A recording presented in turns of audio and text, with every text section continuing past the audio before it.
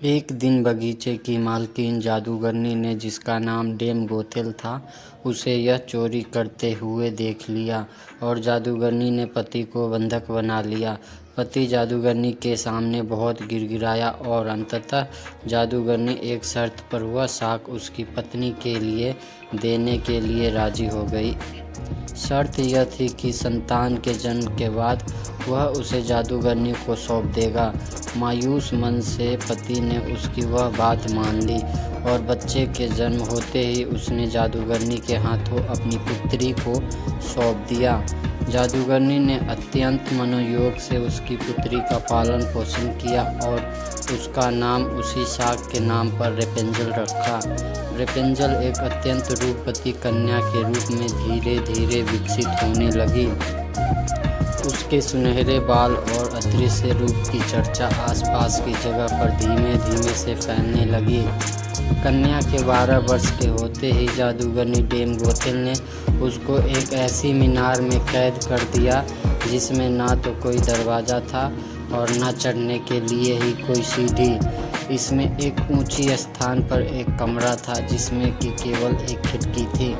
जादूगरनी अपनी जादुई शक्ति के माध्यम से छोटी बच्ची तक पहुंचती और हर दिन उससे मिलने के लिए दिन के समय जरूर जाती।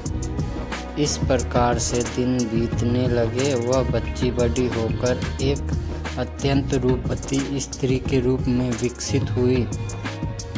उसके लंबे घने सुनहरे बाल इतने लंबे हो गए कि बाद में जादूगरनी उसके सहारे मीनार पर चढ़कर कमरे में आने और जाने लगी। ऐसा करते वक्त वह रेपेंजल को पुकारते हुए कहती, रेपेंजल अपने बाल गिराओ ताकि मैं तुम्हारे सुनहरे बालों पर चढ़कर ऊपर आ सकूं।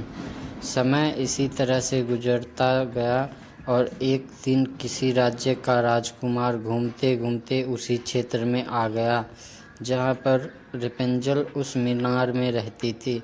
रेपेंजल की आवाज़ में अदृश्य मिठास थी। जब वह गाती थी तो जैसा समय ठहर जाता था। एक दिन राजकुमार को टहलते टहलते एक मधुर आवाज़ सुनाई पड़ी। वह आवाज़ कहाँ से आ रही है यह जानने के लिए जब राजकुमार मीनार के पास गया तो उसे दिखाई पड़ा कि एक ऊंची मीनार के ऊपर कमरे में एक सुंदर रूपवती स्त्री रहती है। उसकी इस मीठी आवाज़ को सुनकर राजकुमार उसकी तरफ अत्यंत आकर्षित हुआ और वह अपनी उत्सुकता पर काबू नहीं रख सका। उसने मन में ठान ली कि वह इस बंद मीनार में रहने वाली स्त्री जिसका आवाज़ इतना मधुर है इसके विषय में जान के ही रहूँगा। एक दिन जब दिन के समय जादूगरनी रेपेंजल से मिलने के लिए आई तो उसने जादूगरनी को वह शब्द कहते और बालों के जरिए ऊपर चढ़ते हुए देख लिया। राजकुमार ने इस प्रकार जब रात के समय रेपेंजल को पुकारा तो उसने इसे आने के लिए मीनार के सहारे अपने बाल को लटका दिया। राजकुमार ऊपर चढ़कर रेपेंजल से मिला।